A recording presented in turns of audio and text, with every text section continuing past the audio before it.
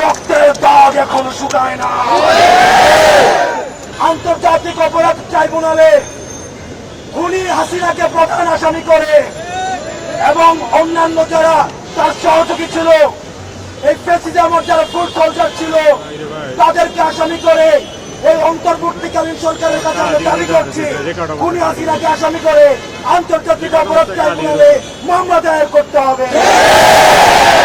যারা শিক্ষার্থী এখানে রয়েছেন, আমরা আপনাদেরকে বলতে চাই, ক্যাম্পাসে ছাত্রলীগের চলে আসা দখলদারিত্বের যে রাজনীতি, দখলের রাজনীতি, ক্যাশনের যে রাজনীতি, স্বৈরাচারকে ফুড সোলজার হিসাবে পালন করার যে রাজনীতি, এই রাজনীতি ক্যাম্পাসে পুনর্বাসন আর কোনদিন হবে না। যারা উপদেষ্টা রয়েছেন, আজকে আমরা অনেক উপদেষ্টাদেরকে দেখেছি খুনিদেরকে পুনর্বাসন করার বক্তব্য দিতে। আমরা সেই সব উপদেষ্টাদেরকে মনে করিয়ে দিতে চাই, ছাত্র জনতার অভ্যুত্থানের মধ্য দিয়ে আপনি উপদেষ্টা হয়েছেন। সুতরাং যখন কোন বক্তব্য দিবেন, আপনার সামনে যেন 5 আগস্টের গণভবনের চিত্রটা মাথায় থাকে, আপনার সামনে যেন 5 আগস্টের পার্লামেন্টের চিত্রটা মাথায় থাকে। যারা স্বৈরাচারকে পুনর্বাসন করতে চায়, যারা খুনি হাসিনাকে পুনর্বাসনের মধ্যে বক্তব্য দিতে চায়, আমরা ছাত্র ছাত্রীরা যেভাবে তাদেরকে উপদেষ্টা বানিয়েছি, ঠিক একইভাবে গদি থেকে ছুড়ে নামাতে আমরা দিলাম। যারা খুনিদেরকে পুনর্বাসন করার জন্য মেকানিজম করছেন, আপনাদের এই প্লটিং এর আমরা বিস্তার ভেঙে দিব।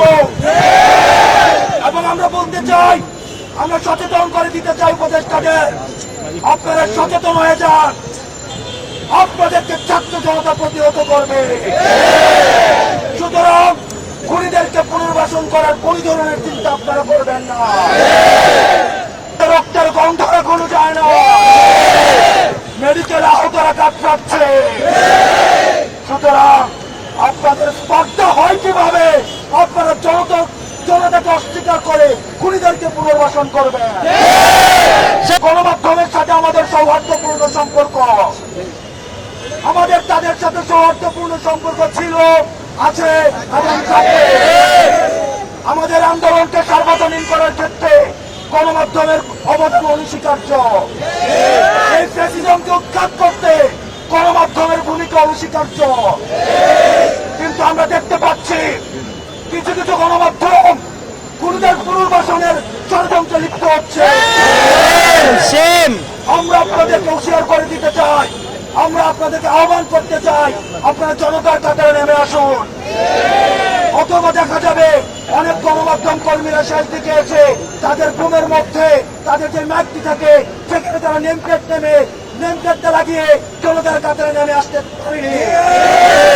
সুতরাং আপনাদের জন্য সেই ভবিষ্যৎ না হয়।